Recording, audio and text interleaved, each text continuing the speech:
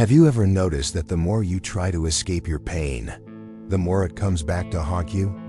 You distract yourself, you numb yourself, you drown yourself in anything that can silence that restless voice inside your chest. But it never really goes away, does it?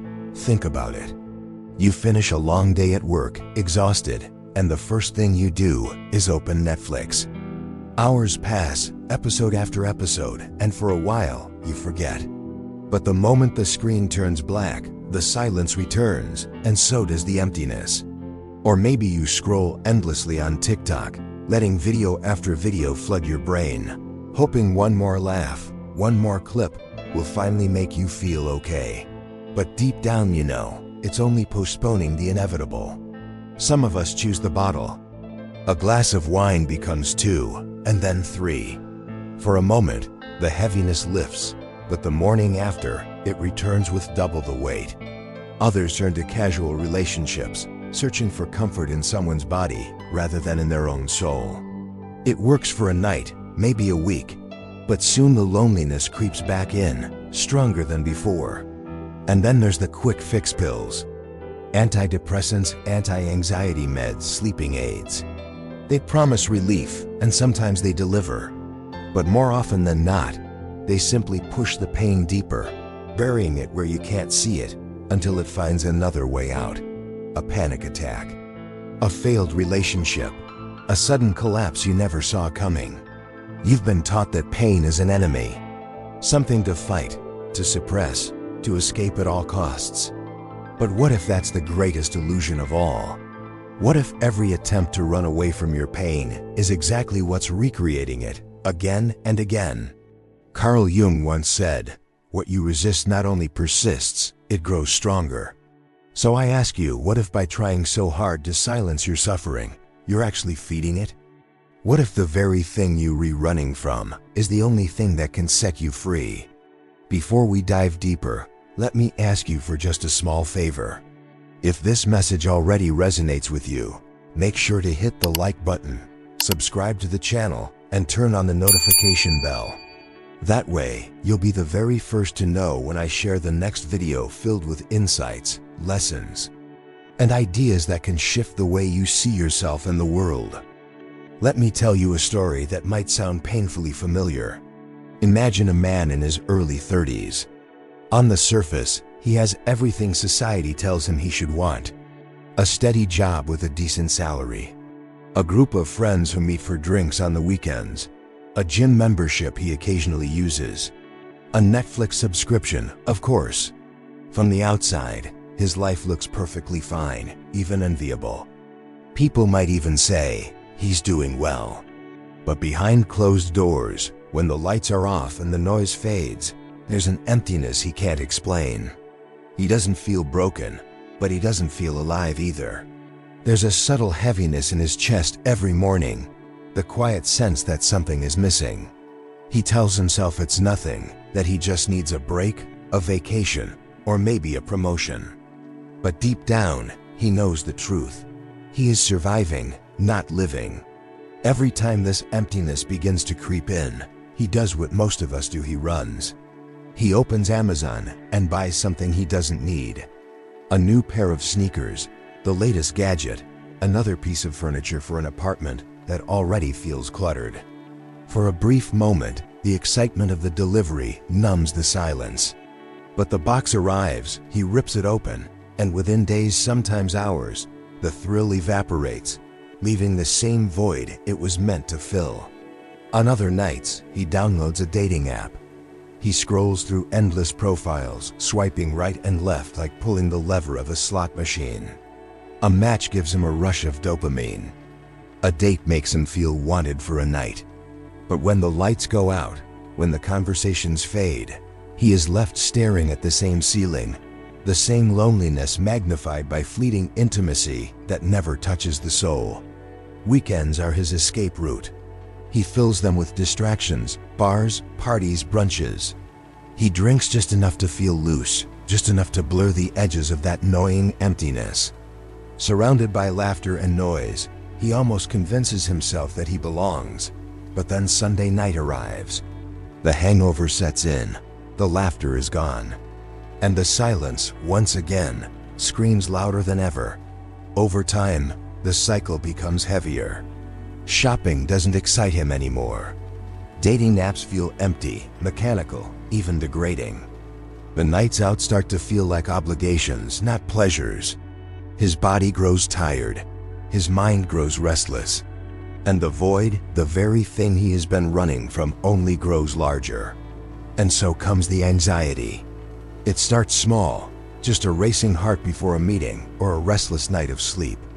But soon it spreads panic in traffic, tightness in the chest for no reason, an overwhelming sense that something terrible is about to happen.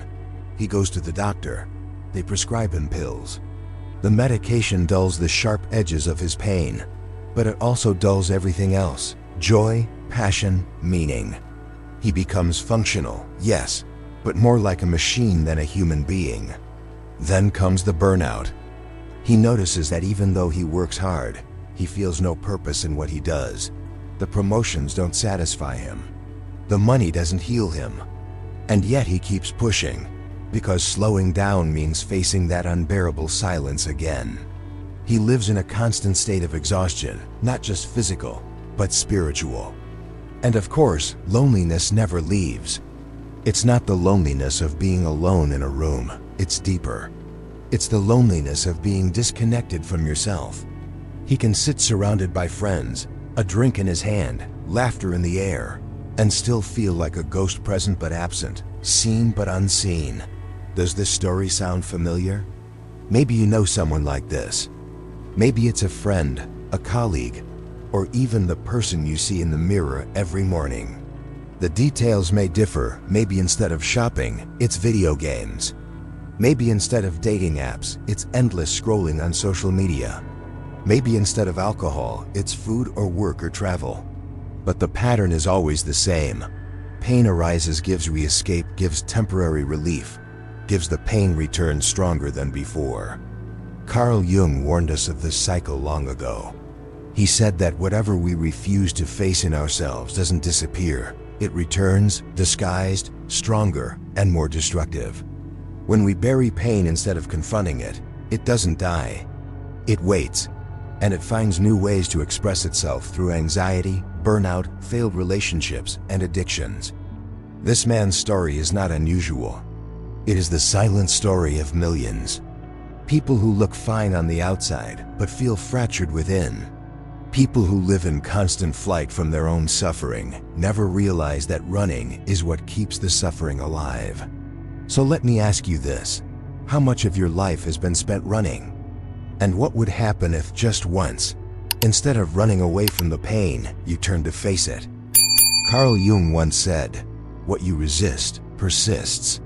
What you do not bring to consciousness returns as fate." At first glance, this might sound poetic, but it is not poetry, it is psychology. It is the brutal truth of the human soul. The pain you are running from is not disappearing. It is simply changing its mask. The grief you ignore becomes the bitterness in your relationships. The anger you repress transforms into self-sabotage when success is finally within reach. The emptiness you try to numb through distractions returns as depression, addictions, or that strange sense of never being enough. Jung warned us, nothing inside you dies simply because you choose to ignore it. What is buried alive will find a way to come back. He called this hidden territory of the psyche the shadow. The shadow is made of everything you refuse to accept about yourself: your anger, your jealousy, your weakness, your vulnerability. But it is not only negative. The shadow also contains your repressed creativity, your forgotten passions, your unlived possibilities. When you suppress the shadow, you don't just bury your darkness, you bury your potential. And here's the paradox: the more you deny your shadow, the more it controls you. That's why so many people repeat the same mistakes again and again. They think they are unlucky in love, but in truth, they are unconsciously attracted to toxic relationships that mirror their unresolved wounds. They believe they always fail at opportunities. But what really happens is self-sabotage, a fear of success rooted in old shame. They drown in addictions, not because they are weak, but because their shadow is screaming for attention, and substances become the quickest way to silence it. Jung believed that suffering is not an accident. It is not a punishment.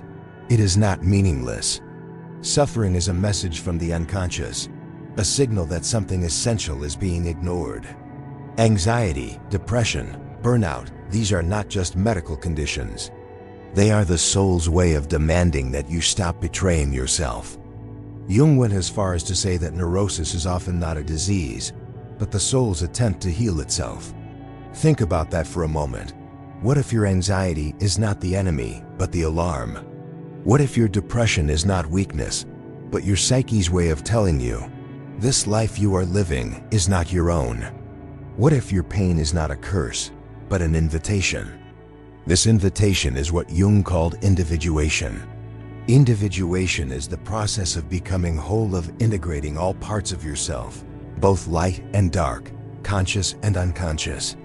It is the journey of moving away from the masks you wear, the roles you play, the expectations you chase, and finally returning to your true essence. But here is the uncomfortable truth. Individuation requires suffering. It requires you to face the very pain you've been running from, because that pain is the doorway. When you avoid it, you avoid yourself. When you confront it, you begin to transform. Jung knew that this was not easy. Society trains us to escape. From childhood, you are taught to be polite, to be good, to suppress your anger, to smile when you want to scream, to stay quiet when you want to speak. Slowly, you build a mask, the persona that helps you fit in. And while the persona protects you socially, it also distances you from your soul. The longer you wear this mask, the more you forget who you truly are. And when the persona dominates your life, the shadow grows stronger in the dark. Eventually, it bursts out through breakdowns, crises, addictions, or self-destruction. That is why so many midlife crises happen. It's not random, it's the moment the shadow demands to be acknowledged. Here is what Jung wanted us to understand. The pain will not stop until you face it. You can numb it with distractions, but it will come back. You can silence it with pills, but it will return. You can bury it with work, relationships, or pleasure, but one day, it will erupt in a way you cannot ignore. And the longer you run, the louder it gets. So ask yourself, what have you been resisting? What emotions, what memories, what truths about yourself have you refused to confront? Because those are the very things shaping your life right now, silently, unconsciously, relentlessly. Your pain is not against you, it is for you.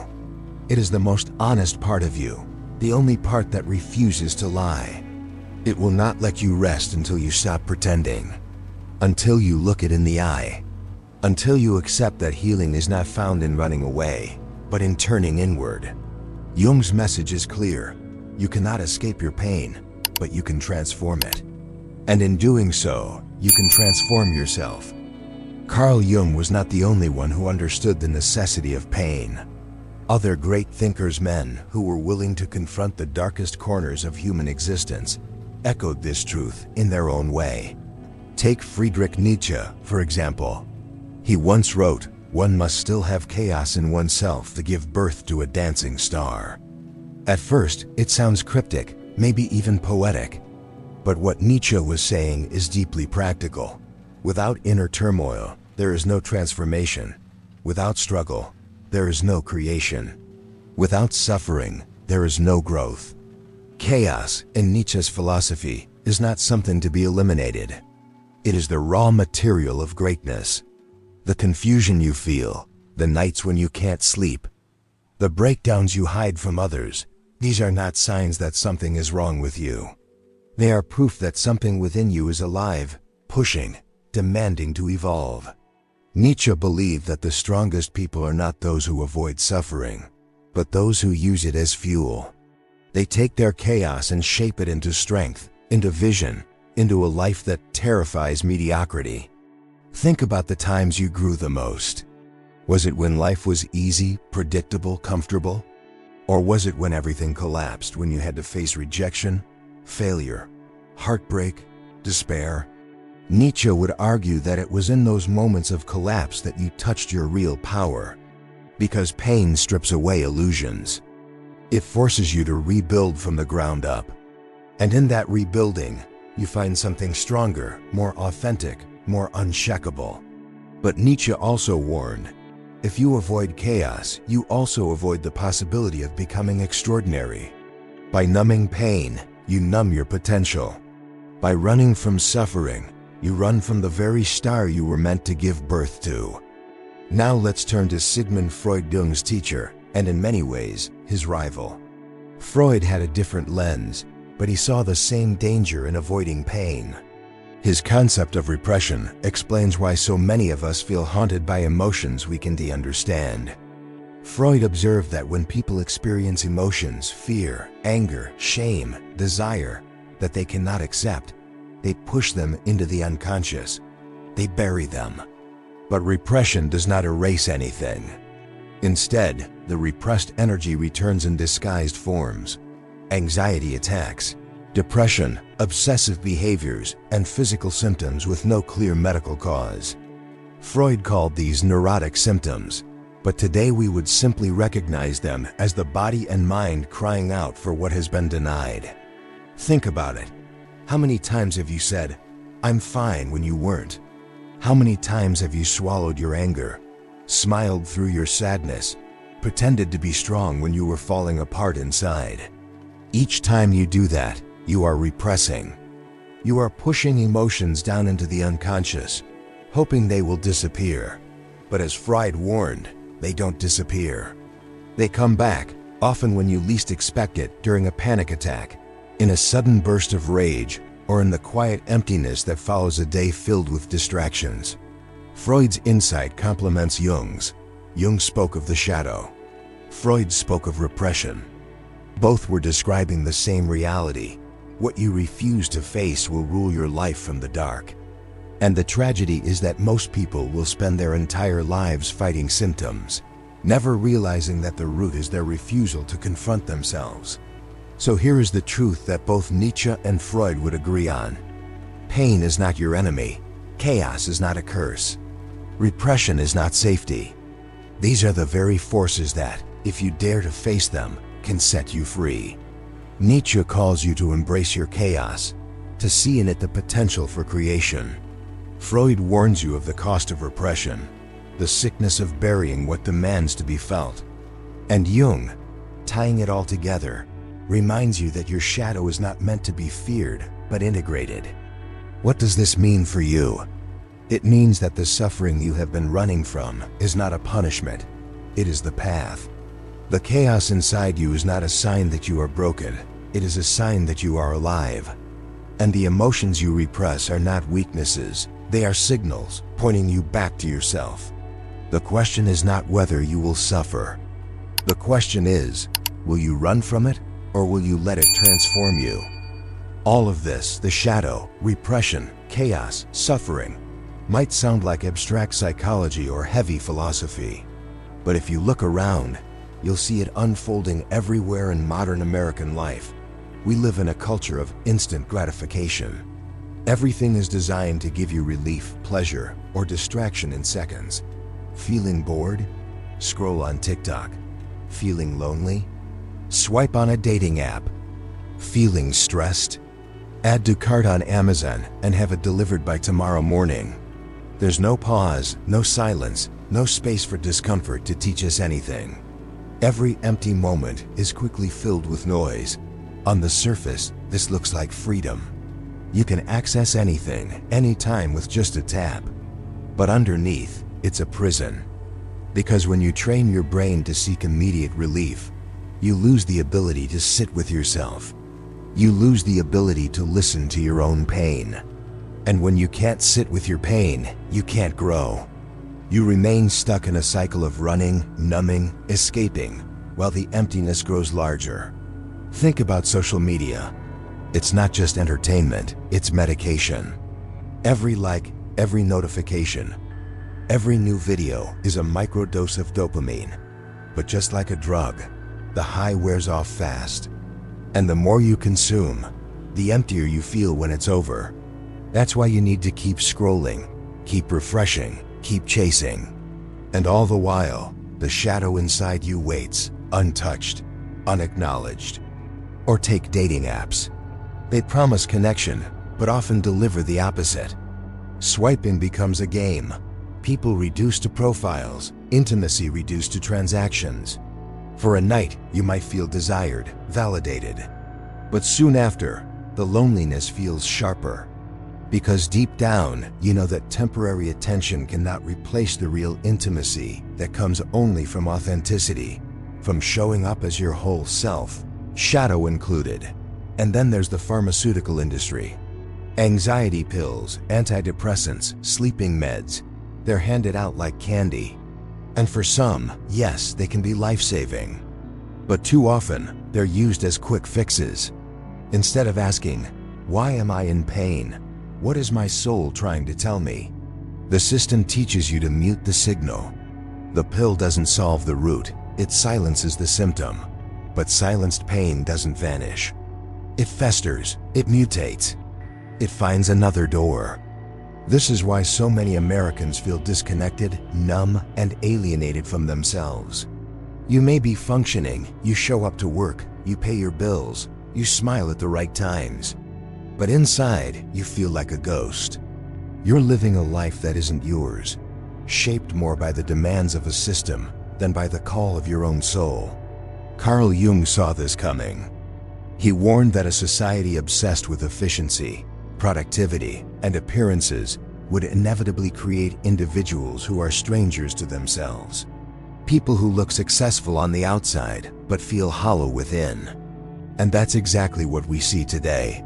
Burnout epidemics, skyrocketing rates of depression and anxiety, endless cycles of consumerism to fill an emptiness that cannot be filled from the outside. Nietzsche would call this the tragedy of comfort. We've built a world where discomfort is avoided at all costs. But by doing so, we've built a world where transformation becomes impossible. Because without facing discomfort, without embracing pain, there is no growth. So here we are, in a society that promises happiness at the push of a button, yet is more anxious, depressed, and disconnected than ever. A society that confuses numbing with healing, distraction with meaning, and consumption with fulfillment. And here is the harsh truth. As long as we continue to escape our pain, we will continue to recreate it.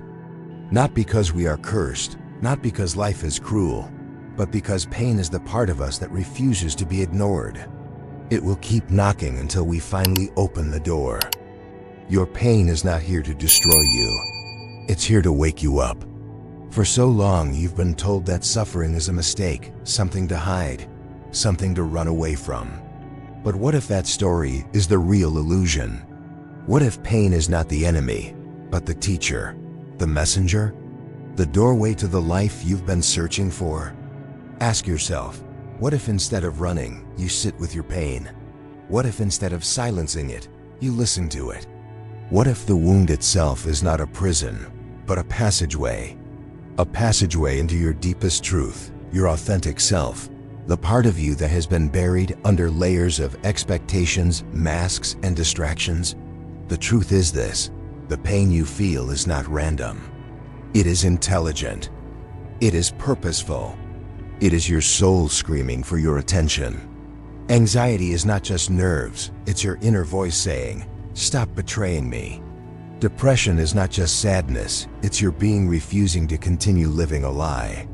Loneliness is not just the absence of others, it's the absence of yourself. Carl Jung understood this with terrifying clarity. He said that neurosis is often not a disease, but the soul's attempt to heal itself. That means your breakdowns are not failures, they are breakthroughs waiting to happen. Your suffering is not meaningless, it is the call to individuation, to wholeness, to the life you were meant to live.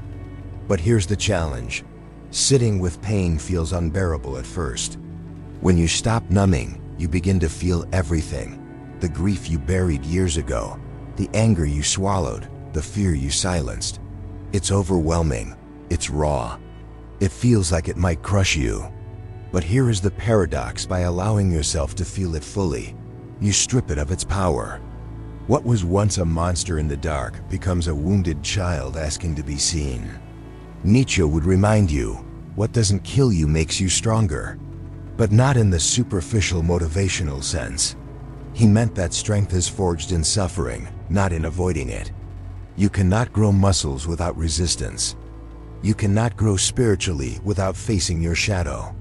And the very pain you resist holds the energy of your transformation.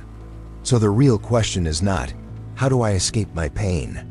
The real question is, do I have the courage to meet it? What if instead of pouring another drink, you let yourself cry?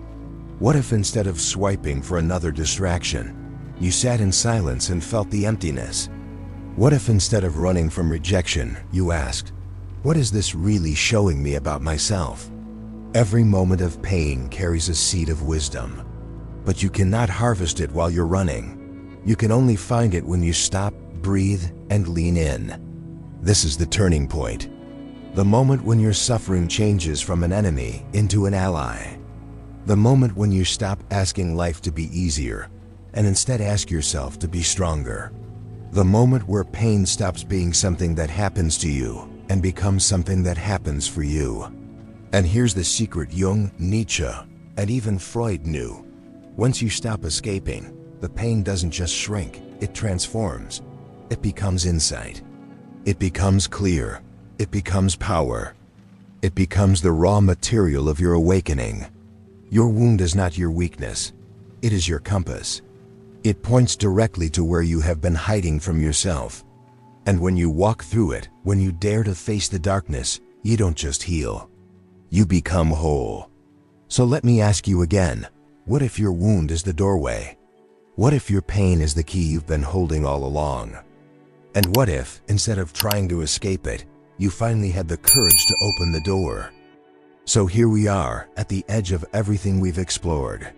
We've walked through the cycles of distraction, the traps of repression, the masks of the persona, the wisdom of Jung, the chaos of Nietzsche, the warnings of Freud, and the mirror of modern society. And through it all, one truth keeps returning. Until you stop escaping your pain, you will keep creating it again. Carl Jung believed that healing begins the moment you dare to look directly into the darkness you've been avoiding. He knew that the shadow, the parts of yourself you've buried, is not meant to be destroyed, but integrated. True freedom doesn't come from denying who you are, but from embracing every part of your being, even the parts that terrify you. Nietzsche, in his relentless honesty, reminded us that real strength is not born in comfort. It is born in the fire of suffering. It is born in the moments you thought would break you, but instead remade you. Pain for him was not a punishment, it was the birthplace of power. To reject suffering is to reject the very process that forges greatness. And if you listen carefully, both voices echo the same call: stop running, stop numbing. Stop silencing the parts of yourself that are begging to be heard. Your pain is not meaningless. It is the compass pointing you back to yourself. But now comes the hardest part, the choice. Because knowing this truth is not enough. Knowledge does not heal, action does. The choice is yours. You can keep running. Keep filling the silence with noise. Keep numbing with distractions. And keep recreating the same suffering in new disguises. Or you can stop. You can turn inward. You can sit with your pain, breathe through it, and finally ask it what it has been trying to teach you. It will not be easy. Facing yourself is never. You will cry. You will rage. You will feel the weight of everything you've avoided. But you will also discover something miraculous, that beneath the pain is not emptiness, but truth. Beneath the suffering is not weakness, but strength. Beneath the wound is not death, but life. So take a moment. Right now, breathe. Feel the weight you've been carrying. Don't push it away this time. Let it speak. Let it guide you. Because that is where your transformation begins, not outside. Not in someone else's approval. Not in another quick fix, but here, in the raw honesty of your own soul.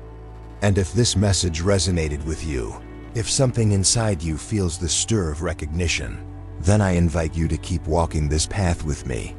Take a deep breath, pause, and dare to face what you've been running from. If you're ready to keep exploring these truths, to dive deeper into the wisdom of thinkers like Jung, Nietzsche, Freud, and beyond, then make sure you subscribe to this channel. Hit the like button, and most importantly, turn on the notification bell, so you'll be the first to know when the next video is released. Because this is not just content. This is not just information. This is a journey back to yourself. And it's a journey you don't have to walk alone. Remember, until you stop escaping your pain, you will keep creating it again. But the moment you face it, the moment you embrace it, you open the door to a life that is no longer ruled by fear, but guided by truth. The choice is yours. Which path will you take?